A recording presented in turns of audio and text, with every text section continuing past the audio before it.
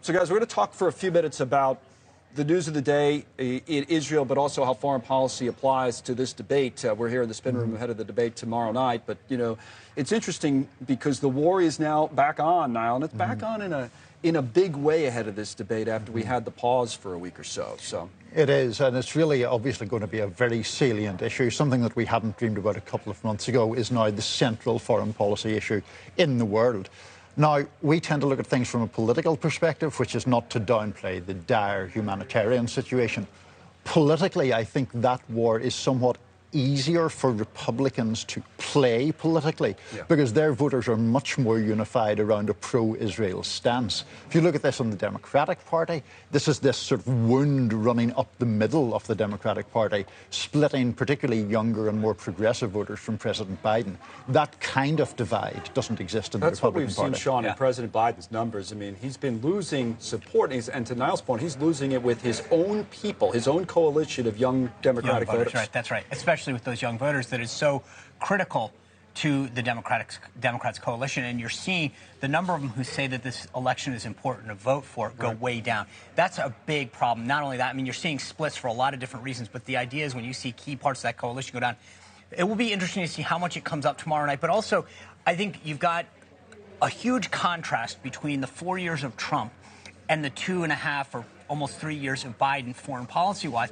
What people want is strength and calmness, and I think that that is one area where finding out how they'll govern, how they'll keep us safe, how they'll project strength is going to be interesting because I thought the most insightful question that I thought was from the last debate was when Hugh Hewitt talked about the size of the Navy. And the reason is it got them to hear about their strategic thinking. That's what I think is helpful, is to see those differences. And I saw a lot of differences in the candidates, and I think that that's what's helpful to voters as they look at this. Yeah, that brings up the larger point that the contrast is not just between Republicans and Democrats. It's within this Republican Party, and those candidates we'll see on the debate stage. There's a big difference between how Nichole sees the world, say, and how Vivek Ramaswamy now sees the world. Yeah, absolutely. And actually, the Ukraine war is a better emblem of that than the situation in Israel is, because then you have this really massive divide between the people who are going to be on this stage.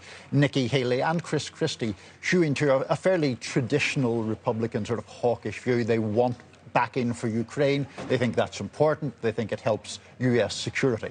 Ron DeSantis and Vivek Ramaswamy taking a much, much different view, one that is more, I think, sceptical of foreign aid at large, and particularly in relation to Ukraine. Which one of those is a winning issue for Republicans? Because that's a debate that's literally happening right now, as you know, on Capitol Hill.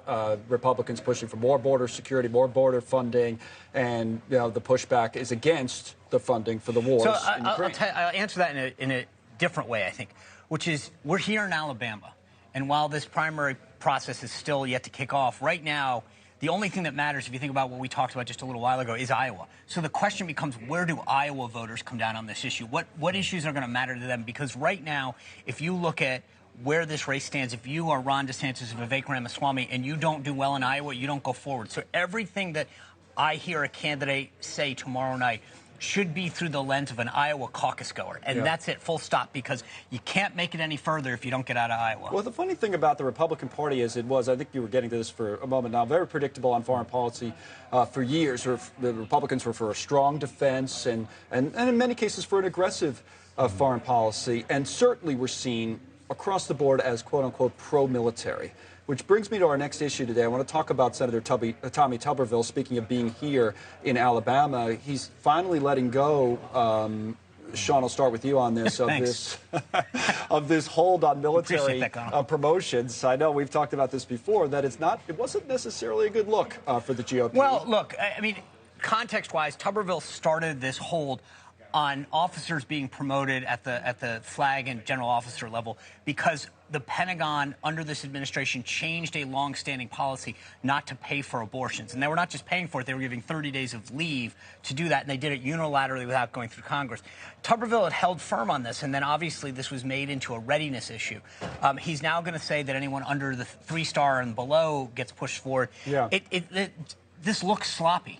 right? And the problem is, I think he would have been better having holds on the civilian nominees that are political from this administration, allowing the generals and the admirals to do their job, and then punishing, if you will, the civilian authority, which is who implemented this in the first place. But this doesn't look good. He got nothing for it. Yeah, quick thought on Senator Tuberville now? I think that was a very good explanation by Sean, but as Sean would also acknowledge, there's no saying in politics that if you're explaining, you're losing, right? Yeah. And that's the problem for Senator Tuberville. He was seen and simply... for some Republicans being associated with it, although Absolutely. I have to say not a lot of the Republicans wanted to be associated. He didn't have a lot of support in his own party for this. Well, I don't think he had a lot of public support. Privately, they would tell you that people would give him a pat on the back, and then publicly say Sure. But again, he didn't get anything for this. They haven't conceded anything on the policy. So what did you get? Right. It's not even just the explaining, which I agree with Niall on, but he got nothing in terms of a change in the policy. Thanks so much for watching. Just go to joinnn.com to find News Nation on your television provider. And don't forget to click the red subscribe button below to get more of News Nation's fact-driven, unbiased coverage.